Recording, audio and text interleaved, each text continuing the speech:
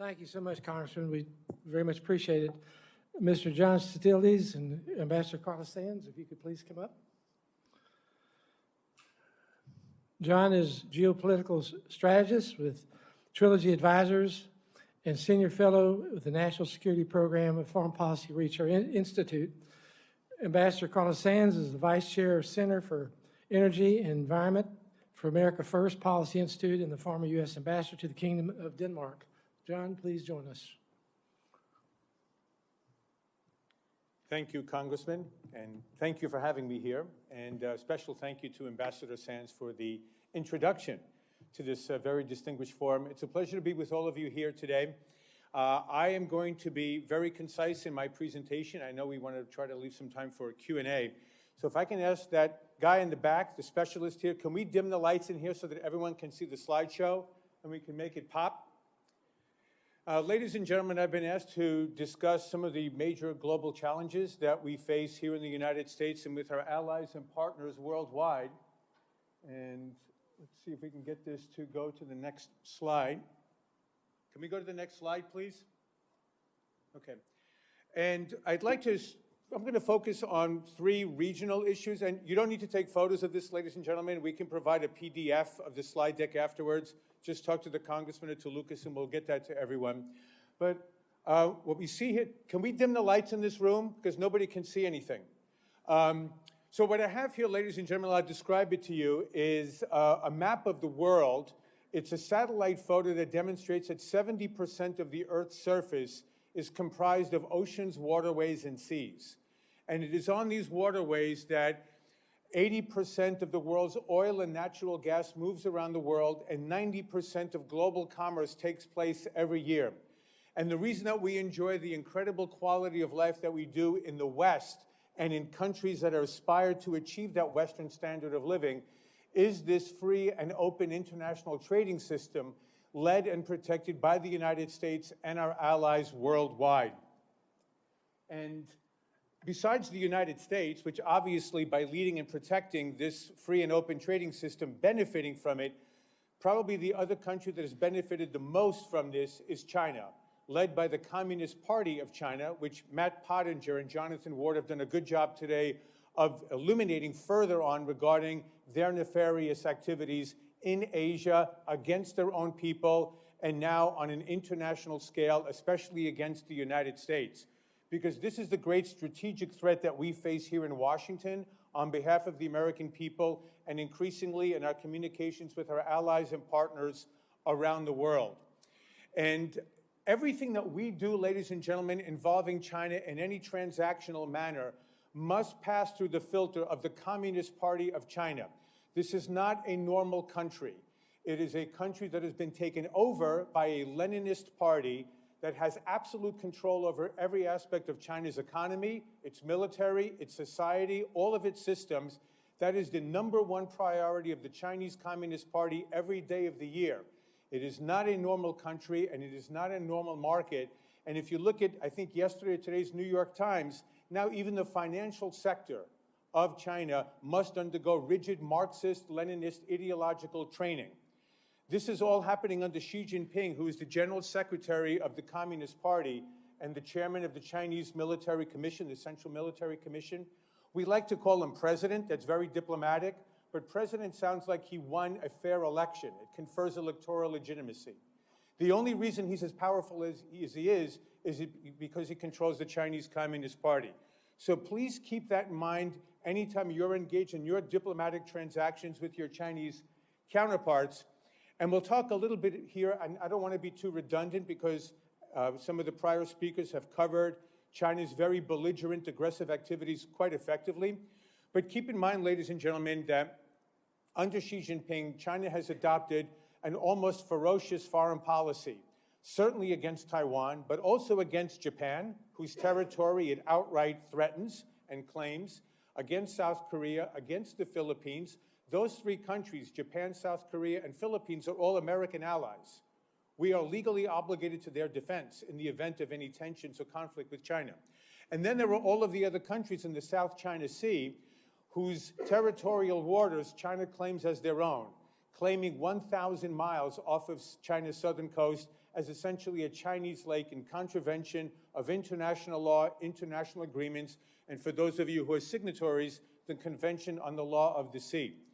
And I think Jonathan Ward made the point earlier, oh, that's you, okay, about how there are these DF-26 carrier-killing missiles that China is now able to deploy to keep the United States military at bay 1,000, 1,500, maybe in the future 2,000 miles away from the Asian coastline, which means we might no longer be able to provide a credible deterrent against China for any of its activities against Japan, against South Korea, against Philippines.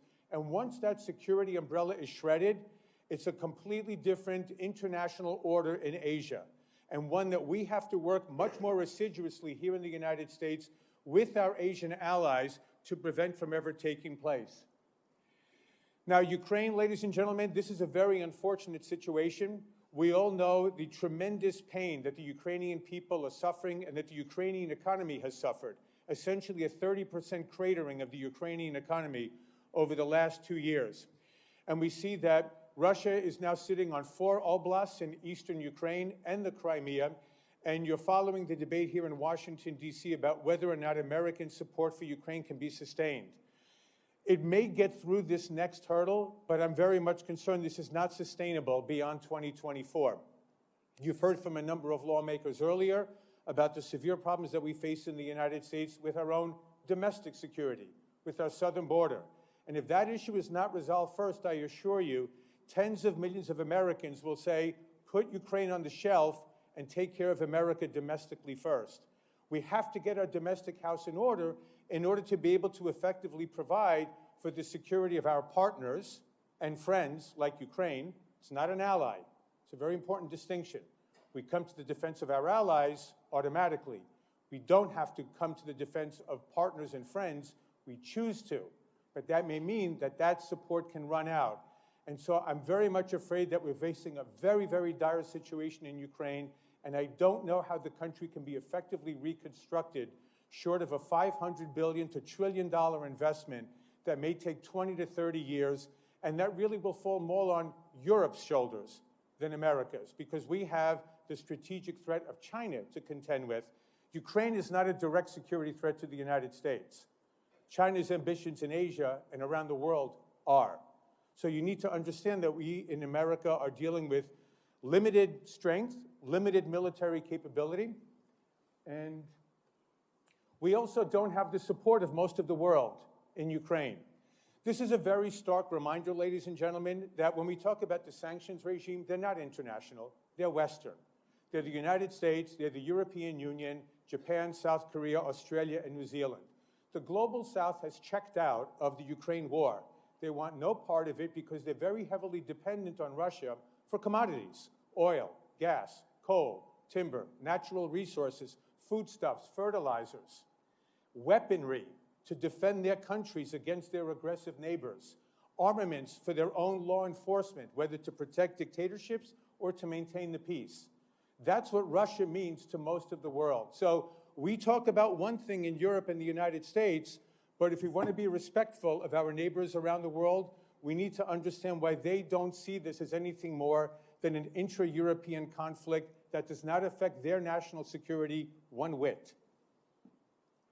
So while we are imposing these sanctions on Russia, Russia is finding ways to circumvent the sanctions and to find other places to sell their oil and natural gas.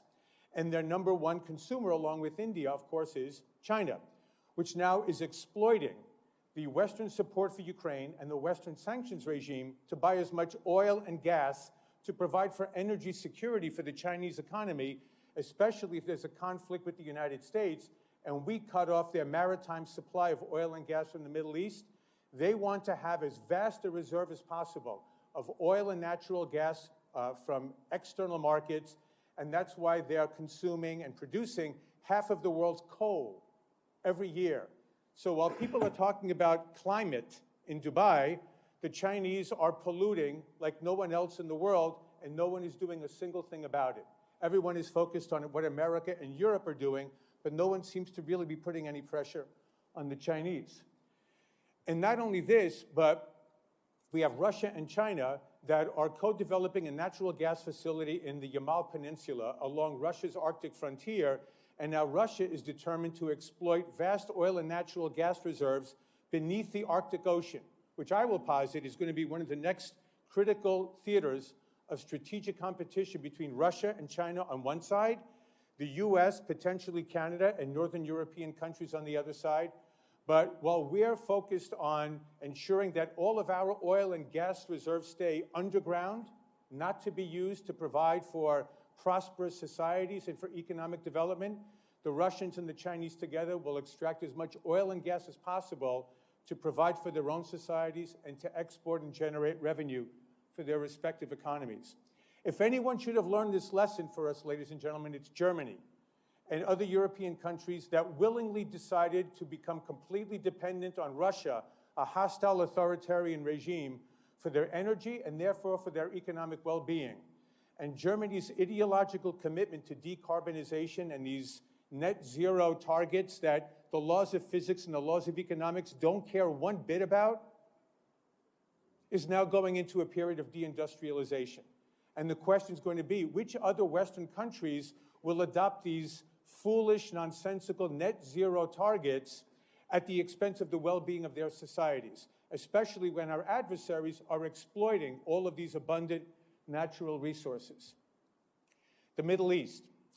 This is not Israel and Hamas, ladies and gentlemen. It's an Iranian invasion of Israel via Hamas, the proxy of Iran. Hamas doesn't press a traffic light button without the okay from Tehran. We need to remember this.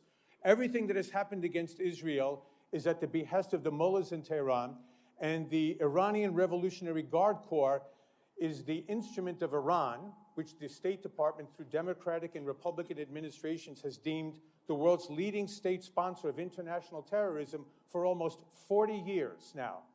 The greatest threat to stability in the Middle East and beyond has these proxies in Iraq, in Syria, in Lebanon, in Gaza, in Yemen, and also in Afghanistan, looking to destroy Israel, if they have the means, to destabilize Sunni Arab countries, and of course to threaten American and Western interests and assets throughout the region. Now, the United States isn't as impacted directly as we were back in the 1970s because we're now an energy superpower and we export our vast, abundant oil and natural gas. So we're resilient against any possible shocks to oil and gas supplies. But Asian countries get 80%, 80, of their oil and natural gas from the Middle East. So they need that Strait of Hormuz to be open. China, Japan, Taiwan, South Korea, the Southeast Asian tigers. Europe needs the Bab al-Mandab down by Yemen and Djibouti to be open, and the Suez Canal in Egypt to be open. So when we're there protecting these choke points, we're not doing it for the United States. We're doing it for our Asian and European allies, backed by US taxpayer dollars to provide for our Navy to work with the navies and militaries of our allies and partners in the region. But there are going to be limitations, ladies and gentlemen, because we're facing a very dire situation here in Washington, D.C. One of the lawmakers mentioned $33 trillion debt, an absolutely astonishing and irresponsible figure as an American citizen. But we are also about to enter a very unprecedented period of sustained federal debt payments that will surpass the military budget of the United States. So we're not going to touch health care, we're not going to touch our pension funds, and we have to pay our debt obligations to bondholders in America and around the world. So the defense budget of the United States is going to get squeezed in the years ahead, just as the global crises intensify in Asia, in Europe, and in the Middle East. So let's finish off here, ladies and gentlemen, on global energy markets, because these are critical to the ability of the United States, your countries, those that are rich and those that are poor that want to become rich, to empower their people, to enrich your societies, to become affluent and influential members of the international community. This is the Biden administration's own projection of U.S. energy consumption. And you see here that President Biden, with all of their commitments to net zero targets and the like, admit that in 2050, the United States is still going to be using oil and natural gas for 70%, 70, of American domestic oil and gas or overall energy consumption. Globally, I will tell you, when you hear the phrase energy transition, ladies and gentlemen, it's a lie. There is no energy transition. There are energy additions. There are energy supplements. This is the historical record. It's very clear. Every time a new energy form that is scalable, affordable, reliable, and accessible comes to market, you layer it on top of the energy sectors that are already in place. Oil, coal, and natural gas are going nowhere, ladies and gentlemen, over the next 30 years for the foreseeable future. And this is the International Energy Agency. They just released this in October, and they're concurring. 2 charts ago, I showed you the US. That's my timer. I'm almost done, Congressman. This is global energy consumption predictions forecast by the International Energy Agency. And you see those nice little colors on top, green and yellow. That's solar and wind. There will be an increasingly important part, but by 2050, there's still a minuscule part of overall global energy production. So this chart, ladies and gentlemen, will show you 4 decades and $4 trillion of investments almost completely by affluent Western countries, Europe, America, and some of our Asian partners. $4 trillion later, the yellow bar is solar and wind 4 decades ago, about 4 to 5% of global energy production. Today, it's about 12 to 15% after $4 trillion. The overwhelming preponderance of oil production, of energy production on the world stage today is oil, gas, coal, and nuclear power. And I don't see any rocket-like trajectory changing anytime soon. So next time someone asks you about net zero, ask them to show you the data. The data will utterly belie net zero ambitions. Physics and economics laws don't care about human target years that end in 5 and 0. One other thing.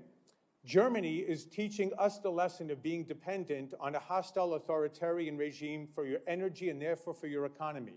So why would we in the West become dependent on China's control over rare earths processing and refinement for all of the technological instruments that make life as convenient, as beautiful as it is in the West? They control almost all of the rare earths processing on a global scale.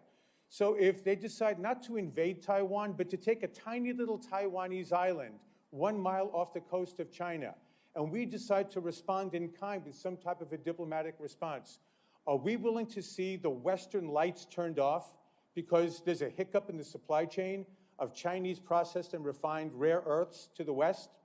Is this really what we think is best for the advanced industrial civilized world that we enjoy and that is so prosperous today and hopefully will be for the years to come? So I will close by positing that I am very thankful that America remains a great, great natural gas superpower. It is the #1 producer of natural gas on the world stage today. That the United States, along with Russia and Saudi Arabia, is an oil superpower, and this gives us the strength and the leverage to be able to exert diplomatic power worldwide. And I will close on this. Václav Smil, brilliant scientist, read his books when you get a chance, makes very clear that the world that we live in the West, the advanced industrial civilization that we enjoy today that gives us tremendous benefits that we must never take for granted, are utterly dependent on the energy-dense, energy-intensive industries of cement production, glass production, ammonia production, steel production, and plastics production, all of which require oil, natural gas. Without those, the West starts to disappear. Tell me which politician is willing to face this stark truth. So, ladies and gentlemen, energy abundance, energy dominance, energy sovereignty, not energy poverty, and the West can prevail over China, over Russia, and Iran, but not if we're digging our own hole. Thank you very much.